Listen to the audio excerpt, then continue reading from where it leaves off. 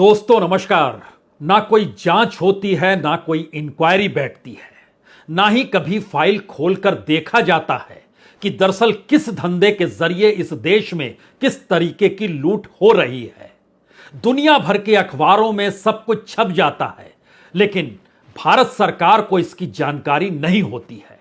भारत सरकार की तमाम जांच एजेंसियां भी आंख मूंद लेती हैं। यह कौन सी परिस्थिति है जिसमें लूट की खुली छूट किसी को दे दी जाती है? क्या यह ब्लैंक चेक है जो इस दौर में देश के प्रधानमंत्री नरेंद्र मोदी ने इस देश के बड़े कॉरपोरेट हाउस अडानी को दे दिया है? और उस फाइल को खोलेगा कौन और फाइल खुलेगी कब? तो क्या हम जब सत्ता में आएंगे तब वो फाइल खुलेगी? जी, फाइल खुलेगी, कार्रवाई होगी। और इस परिस्थिति में इस तरीके से देश नहीं चल सकता है जब किसी की फाइल पर कोई नजर सरकार की ना हो और हर कोई मान बैठा हो कि सरकार ने ही ब्लैंक चेक उस शख्स को थमा दिया है। दरअसल यह जिक्र है अडानी के कोयला गेट कांड का, जो कि ब्रिटिश अखबार फाइनेंशियल टाइम्स में हर एक एस्पेक्ट को लेकर छपा है। और हमारे पीछे जो तस्वीर है, राहुल गांधी उसी अखबार के उसी पन्ने को उठाकर आज प्रेस कॉन्फ्रेंस में पहुंचे और वहीं पर एक पत्रकार ने सवाल दाग दिया, क्या कोई कार्रवाई होगी? आप जब सत्ता में आएंगे तो क्या कुछ करेंगे?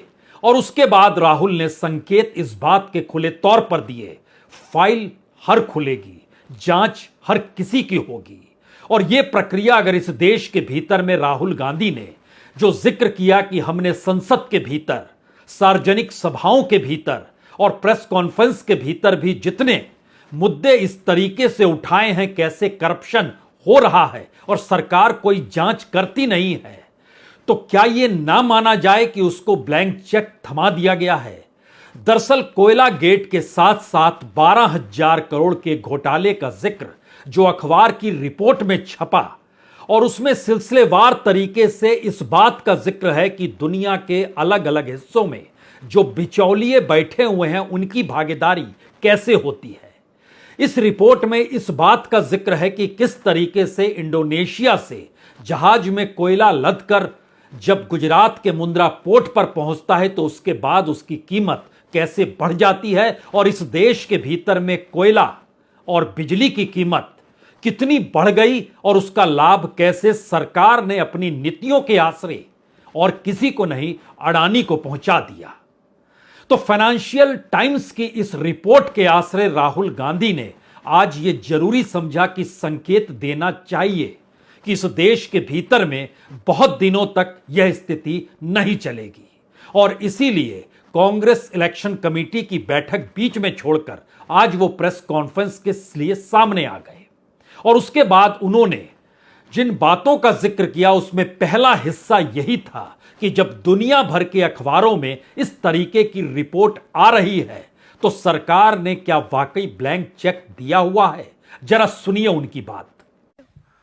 और यह मसला सिर्फ हम नहीं उठा रहे हैं, यह मसला अब फाइनेंशियल टाइम्स ने उठाया है। अलग अलग देशों में इंक्वायरी हो रही है, लोग सवाल पूछ रहे हैं, मगर हिंदुस्तान में कुछ नहीं हो रहा। हिंदुस्तान में बिल्कुल ब्लैंक चेक दिया हुआ है अडानी जी को। तो फाइनेंशियल टाइम्स की इस रिपोर्ट के आसरे जो प्रधानमंत्री मोदी और कॉरपोरेट हाउस गौतम अडानी के बीच के रिश्तों का जो पूरा ताना बाना है, राहुल गांधी आज उसे उधारने के लिए प्रेस कॉन्फ्रेंस में बैठ गए। लेकिन सवाल है कि फाइनेंशियल टाइम्स में ऐसी कौन सी बात है जिसके बाद पहली बार राहुल गांधी ने खुले तौर पर संकेत दिए कि सत्ता में आएंगे तो जांच होगी, इंक्वायरी होगी। यानी एक उस पूरी प्रक्रिया का जिक्र हो गया संकेत की भाषा में कि अगर आए तो फिर जेल तो सबको जाना पड़ेगा। यह एक ऐसी परिस्थिति है जिसमें हमें लगता है दो हिस्सों में चीजों को आज समझने की जरूरत है। पहली बात, इस फाइनेंशियल टाइम्स ने संकेत दिए कि अंतर्राष्ट्रीय दलाल या अंतर्राष्ट्रीय बिचौलिए जो होते हैं उनकी भागीदारी खुले तौर पर हो रही है। जो ऑफशोर मनी होती है, जो ब्लैक मनी होती है, वह भी कहीं ना कहीं किसी माध्यम से इस देश के भीतर ट्रेवल कर रही है और सरकार ने आंखें मूंद रखी हैं। इस बात का जिक्र था शुरुआत में 32 महीने और उसके बाद 2 साल यानी 24 महीने और भी जिक्र था, जिसमें पूरी रकम मिलाकर तकरीबन 12-12.5 हजार करोड़ के पूरे घपले घोटाले का जिक्र था। कैसे कीमत बढ़ाई गई। जुलाई 2019 याद कीजिए, तो उसके बाद से असल खेल इस देश के भीतर शुरू होता है, जब दूसरी बार इस देश में बीजेपी सत्ता में आती है और प्रधानमंत्री मोदी अगले 5 वर्ष के लिए चुने जाते हैं। उस दौर से शुरू होकर 2021 तक के बीच में 32 महीने लगातार जो खेल होता है, उसमें 30 शिपमेंट इंडोनेशिया से आते हैं। उस शिपमेंट के जरिए उसमें तमाम दस्तावेज शिपिंग के भी होते हैं, इंश्योरेंस के भी होते हैं, कोयले की कीमत का भी जिक्र होता है। और डेल एर्सिया ट्रांसपोर्ट, उसके जरिए 74,820 टन कोयला जो है पहली बार जनवरी 2019 में रवाना होता है। लेकिन पैसे का खेल 2019 के चुनाव के रिजल्ट आने के बाद शुरू होता है। मुद्रा पोर्ट पर पहुंचता है, मुद्रा पोर्ट जो कि गुजरात में है। जब कीमत वहां पर थी तकरीबन $1.9 मिलियन, लेकिन मुद्रा पोर्ट पर पहुंचते ही वो कीमत हो जाती है $4.3 मिलियन। और इसी तरीके से शिपमेंट कंटिन्यूअसली उसके बाद लगातार जारी रहता है और 2000 शिपमेंट और होते हैं।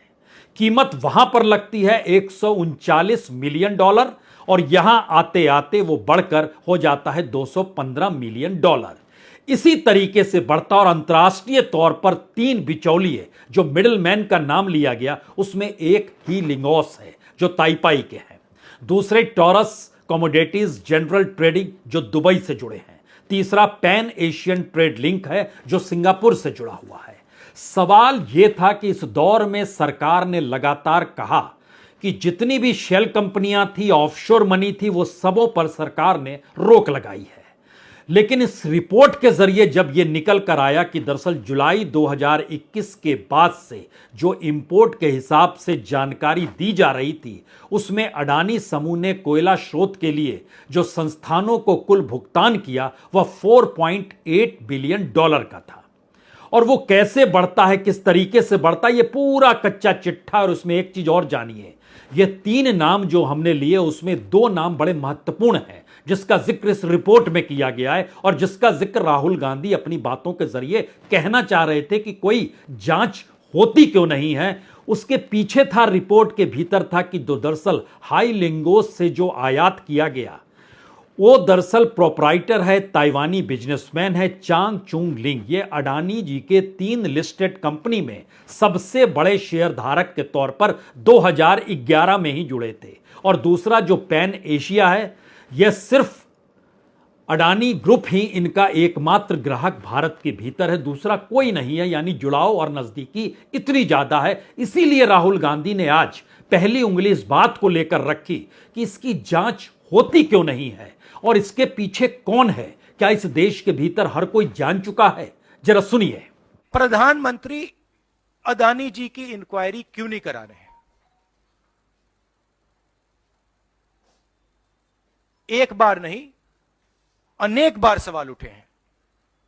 हमने पार्लियामेंट में बात उठाई, पब्लिक मीटिंग्स में हम कहते हैं, प्रेस कॉन्फ्रेंस में हम कहते हैं, अडानी जी में क्या बात है कि हिंदुस्तान की सरकार उन पर कोई भी इन्वेस्टिगेशन नहीं करा सकती, उन पर कोई सवाल नहीं पूछ सकती? इसका कारण क्या है? इसके पीछे कौन सी शक्ति है?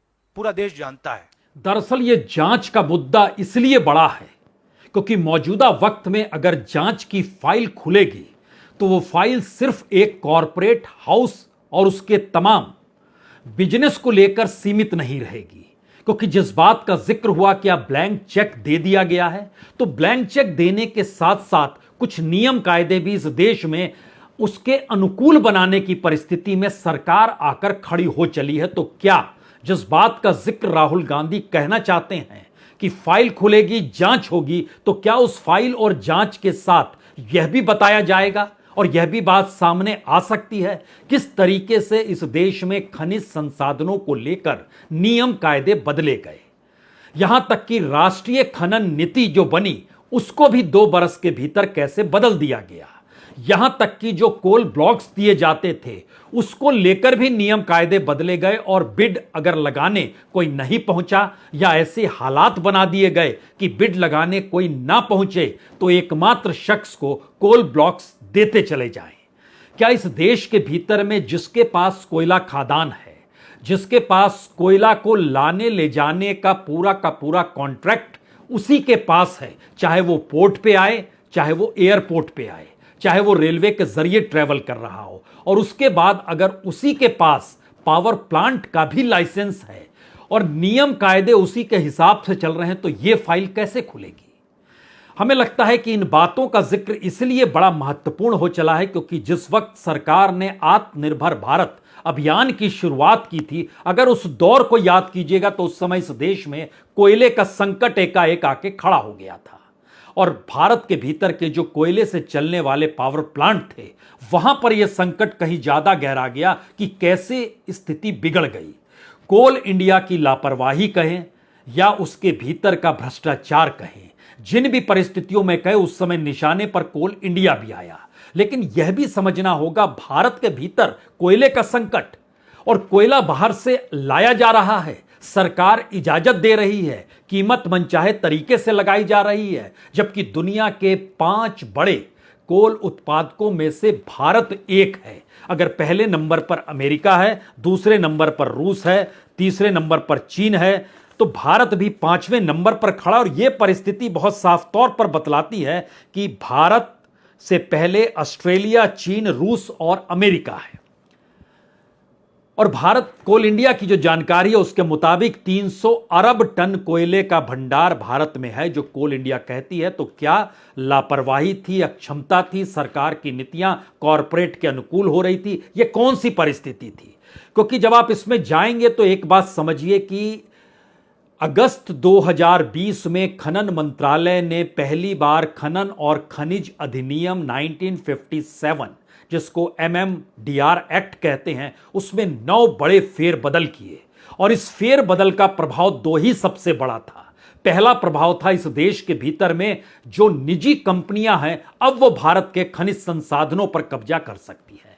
दूसरी परिस्थिति थी कि उस कब्जा करने की प्रक्रिया में उनके सामने कोई रुकावट नहीं आएगी और भारत के भीतर छत्तीसगढ़, झारखंड, बंगाल, बिहार, मध्य प्रदेश, राजस्थान, उड़ीसा और कर्नाटक, यहां पर जो आदिवासी हैं, जो जंगल हैं, जो नदी है, जो पर्यावरण है, सब पर प्रभाव पड़ा। और बड़ा महत्वपूर्ण है, जब यह परिवर्तन लाया जा रहा था तो इस परिवर्तन को बताया गया कि यह राष्ट्रीय खनिज अन्वेषण ट्रस्ट जो है वही सारी चीजों का वहन करेगा और जो एक राष्ट्रीय खनन नीति बनी थी और देश का कॉन्स्टिट्यूशन इस देश के मिनरल्स को लेकर जो कहता है, उन सब से हटकर इस MMDA एक्ट को बदल दिया गया। किसी को आपत्ति दर्ज करानी है तो 10 दिन का वक्त दिया गया और वह भी कोरोना काल में। सामान्य तौर पर 30 दिन दिया जाता है, लेकिन उस दौर में सिर्फ 10 दिन का वक्त दिया गया। यहां पर बहुत साफ चीज, कुछ बातें समझ लेनी होगी कि क्या वाकई जिस बात का जिक्र है कि कॉरपोरेट के हाथों में इस देश की समूची संपत्ति सौंपी जा रही है और इस फाइल को खोलेगा कौन?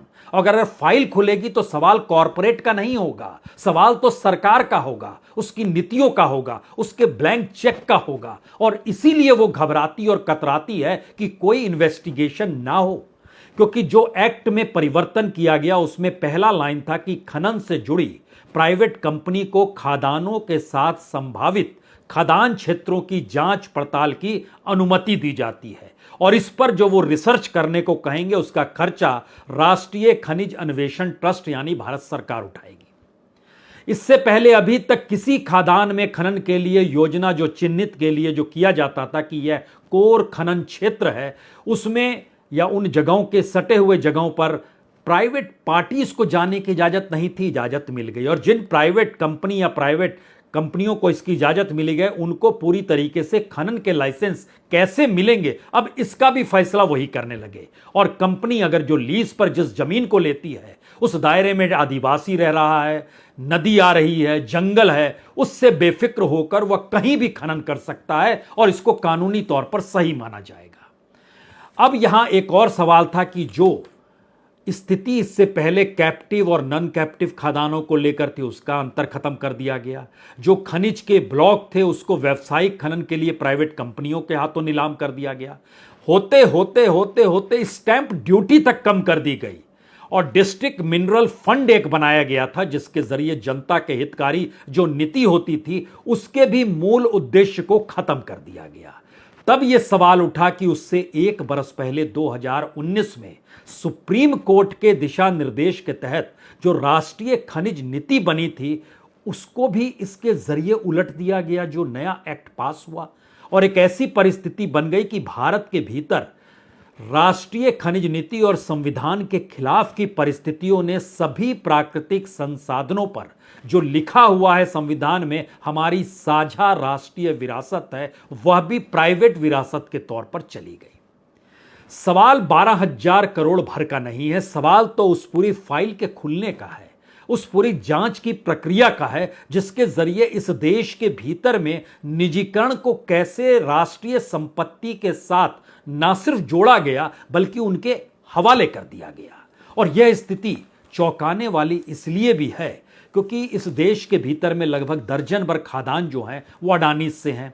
इस देश के भीतर में खदानों की लगभग सारी परिस्थिति प्राइवेट सेक्टर को दी जा चुकी है। इस देश के भीतर में जो पावर प्लांट्स हैं, अगर उस पर भी ध्यान दें तो पावर प्लांट में भी गुजरात के भीतर मुंद्रा पावर प्लांट है, 4,620 मेगावाट का है। महाराष्ट्र के भीतर तिरोड़ा है, लगभग 3,300 मेगावाट का है। राजस्थान के भीतर कवाई है, 1,320 मेगावाट का है। कर्नाटक में उडुपी का है पावर प्लांट जो लगभग 1,200 मेगावाट का है। छत्तीसगढ़ के रायगढ़ और रायपुर दोनों जगहों पर पावर प्लांट है, 600 मेगावाट का और 1,370 मेगावाट का। मध्य प्रदेश के भीतर सिंगरौली में 1,200 मेगावाट का। ये सभी कोयले से चलते हैं। और झारखंड में जो पावर प्लांट लगाया गया जिसकी बिजली बांग्लादेश को दी जाती है वह भी कोयले से ही चलता है। तो कोयला कहां से ला रहे हैं, कैसे ला रहे हैं, भारत के भीतर खनन कैसे हो रहा है, उस कोयले के जरिए कोल इंडिया क्या कर रहा है। कोल इंडिया अगर अपने तौर पर सरकार के अनुकूल ही चल रहा है और सरकार कॉरपोरेट के अनुकूल चल रही है तो स्थितियां कितनी नाजुक होंगी। एक वक्त में देश में हल्ला, पार्लियामेंट तक में हल्ला, कोयले कमी हो गई है तो इजाजत दे दी जाती है बाहर से लाइए, कीमत जो भी मिले ले आइए। ये सारी परिस्थितियों की फाइल अगर खुलती है तो क्या उस दिशा में जाती है कि इस देश की राष्ट्रीय संपत्ति को भी निजी हाथों में सौंपकर सरकार इसके जरिए अपनी राजनीतिक ताकत को बढ़ाती है, या राजनीतिक ताकत पाने के लिए जो एक बड़ी पूंजी इस दौर में चाहिए होती है, जहां हम लोगों ने चुनाव पर होते खर्च को देखा, विधायक सांसदों की खरीद को देखा, या उन तमाम परिस्थितियों में वो ताकत सर्कुलेट होकर आ जाती है। यानी भारत का लोकतंत्र जिस चुनाव पर टिका हुआ है उस चुनाव के पीछे लगी हुई पूंजी, वह पूंजी से जुड़ा हुआ कॉरपोरेट और कॉरपोरेट को सत्ता के जरिए मिला हुआ ब्लैंक चेक, इस साइकिल को अगर आप पकड़ लेंगे और समझ लेंगे तो फिर बहुत चीजें साफ होंगी। इसलिए फाइनेंशियल टाइम्स की इस रिपोर्ट का मतलब नहीं है। सवाल तो पहली बार यह था कि इस फाइल को खोलेगा कौन, और क्या इस देश के भीतर ऐसी परिस्थिति बन चुकी है जहां पर इन हालातों को सुधारा कैसे जाए।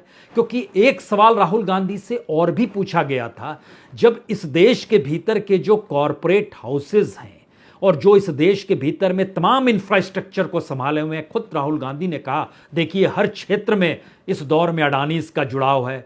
वो चाहे रेलवे ले लीजिए, चाहे पोर्ट्स ले लीजिए, चाहे एयरपोर्ट ले लीजिए, चाहे इस देश के एफसीआई गोडाउन के पैरेलल में गोडाउन्स को ही ले लीजिए, खेती से जुड़ी हुई चीज़ों को ले लीजिए, स्टील को ले लीजिए, ड्रोन को ले लीजिए, कुछ भी ले लीजिए, सब जब एक के पास है तब एक सवाल था कि उसको आप रोकेंगे कैसे। तो क्या कोई बड़ा निर्णय ले पाने की स्थिति में अगर लगता है कि हाँ सत्ता 2024 में बदल जाएगी, हम फाइल खोल देंगे। क्योंकि जब कोयले का जिक्र होता है तो इंदिरा गांधी ने 1971 में जब राष्ट्रीयकरण किया था तो राष्ट्रीयकरण के बाद इस देश के भीतर में जो माइंस को लेकर प्राइवेटाइजेशन में जो वहां पर जिस तरीके का एक्सप्लॉयटेशन था, प्रॉफिट कमाने के लिए जो सारी परिस्थितियां हुआ करती थी, वह एक झटके में नेशनलाइजेशन के साथ बंद हुई। हालांकि उसके बाद भी कई रास्ते दूसरे खुले, लेकिन दोबारा से वो स्थिति अगर इस देश के सामने आ रही है तो क्या एक बड़ा सवाल जिसका जवाब अभी भी नहीं मिल पाया है किसी भी पॉलिटिकल पार्टी के पास से, यहां तक कि कांग्रेस के पास से भी, क्या सारी चीजों के नेशनलाइजेशन की जरूरत अब फिर से आन पड़ी है? क्योंकि इस देश में डिसइन्वेस्टमेंट के नाम पर जो पब्लिक सेक्टर को सेल किया गया, इस देश के भीतर में बैंकों की परिस्थिति जो भटकी, उससे पहले कुछ को बेचना, कुछ को मर्ज कर देना और विदेशी बैंकों के लिए भारत के बैंकों की किताब को ठीक करने के लिए रिटर्न ऑफ करते चले जाना, और आंकड़े तो अब 25 लाख करोड़ तक के आ रहे हैं, इतना माफ कर दिया गया। ये सारी परिस्थितियां क्या ये बताती है कि इस दौर में सबसे महत्वपूर्ण है कि राजनीतिक तौर पर कोई कहे तो कि हम सत्ता में आने के बाद इस देश के भीतर में जो पूरा इंफ्रास्ट्रक्चर कॉरपोरेट और प्राइवेट हाथों में सिमटा हुआ है उसको देश की संपत्ति दोबारा बना देंगे, और राष्ट्रीयकरण की एक नई परिस्थिति इस देश में सेकंड स्टेज में 21वीं सदी में सही लेकिन 2024 में यह शुरू हो जाएगी। और उससे कहीं ज्यादा महत्वपूर्ण सवाल एक और है, अगर इन परिस्थितियों के साथ मौजूदा वक्त में राहुल गांधी इसके संकेत दे रहे हैं कि हां फाइल खुलेगी, जांच होगी, उससे खतरनाक परिस्थिति मौजूदा वक्त में अगर ये कहकर दे रहे हैं कि देखिए न फाइल खुलेगी न जांच होगी, हम तमाम जगहों पर उठाएंगे, लेकिन लगता ऐसा है कि मुनाफे का एक ब्लैंक चेक थमाया गया है। यह परिस्थिति इस देश के लिए कितनी विकट हो सकती है, इसको लेकर आखिर के 3-4 सबसे बड़े सवाल। पहला सवाल, इस देश के भीतर में कॉरपोरेट के हाथ में मौजूदा वक्त में इस देश का हर वो इंफ्रास्ट्रक्चर है जिस इंफ्रास्ट्रक्चर के जरिए यह देश चल रहा है, वो सड़क हो, वह रेल हो, वह बिजली हो, वह पानी हो, वह बंदरगाह हो या हवाई अड्डे हो, किसी भी क्षेत्र के महत्वपूर्ण क्षेत्र में सारी चीजें कॉरपोरेट के पास पड़ी है। इस देश की पॉलिसी क्या होनी चाहिए, यह पहला सवाल है। कॉरपोरेट और प्राइवेट हाथ समाए या सरकार जिम्मेदारी ले? दूसरा सवाल, अगर यह बात आती है कि एफिशिएंसी कॉरपोरेट और प्राइवेट सेक्टर की बेहतरीन होती है, सरकार की बहुत कमजोर होती है, तो फिर सरकार जो इस देश की संपत्ति उनके हाथों में कौड़ियों के मोल दे रही है, क्या उसका कोई व्हाइट पेपर आना चाहिए या नहीं आना चाहिए? क्योंकि आप संभाल नहीं सकते हैं तो आप दे रहे हैं, जो उस हिस्से को कौन परखेगा? तीसरी परिस्थिति, जिन जिन कॉरपोरेट्स को इस दौर में कौड़ियों के मोल जो देश की संपत्ति दी गई और जिन्होंने सरकार से क्लीन चिट या ब्लैंक चेक लेकर इस देश के भीतर अपने बिजनेस को, अपने नेटवर्थ को इस तरीके से बढ़ाया कि वो इस देश से कहीं मैच ही नहीं करता है, उनका नेटवर्थ 100%, देश का नेटवर्थ 10%, 90% के अंतर में अगर दोनों चल रहे हैं, तो क्या इसको लेकर, इस देश की इकोनॉमिक पॉलिसी को लेकर सरकार को पूरी बात सामने रखनी चाहिए? और चौथी और आखिरी बात जिसका जिक्र राहुल गांधी कर गए, अगर 24 में सत्ता बदलती है तो क्या उसके बाद फाइल खुलेगी, अपराध साबित होगा, जांच प्रक्रिया होगी, तो क्या वो एक बड़ी लंबी प्रक्रिया होगी या वो एक लिमिटेड टाइम में तय होगी? क्योंकि अगर फाइल खुलती है तो मौजूदा सरकार की नीतियां कटघरे में होंगी। मौजूदा वक्त में जो इकोनॉमी का ऑर्डर चल रहा है, जो अपने आप में डिसऑर्डर है, वह परिस्थितियां कटघरे में होंगी। क्या उनको लेकर कोई जांच उस दौर में नए सिरे से शुरू कर दी जाएगी या नहीं की जाएगी? लेकिन मौजूदा सच तो यह है कि यह अंतर्राष्ट्रीय तौर पर दुनिया के अलग अलग रिपोर्ट्स के जरिए यह बात खुले तौर पर अब उभर कर आने लगी है कि इस देश की सत्ता ने कॉरपोरेट के साथ जो गलबहियां डाली है, उसका खुला लाभ कॉरपोरेट को कैसे मिल रहा है और वो हजारों करोड़ में उनका नेटवर्थ कैसे बढ़ रहा है, और अंतर्राष्ट्रीय तौर पर बिचौलिए हो, ऑफशोर मनी हो या ब्लैक मनी का हिस्सा इस दौर में कैसे रेंगता है, जो अंतर्राष्ट्रीय तौर पर सवाल कोई नहीं करता है, लेकिन भारत की राजनीति में यह सवाल बड़ा होने लगा है। बहुत बहुत शुक्रिया, बहुत बहुत शुक्रिया।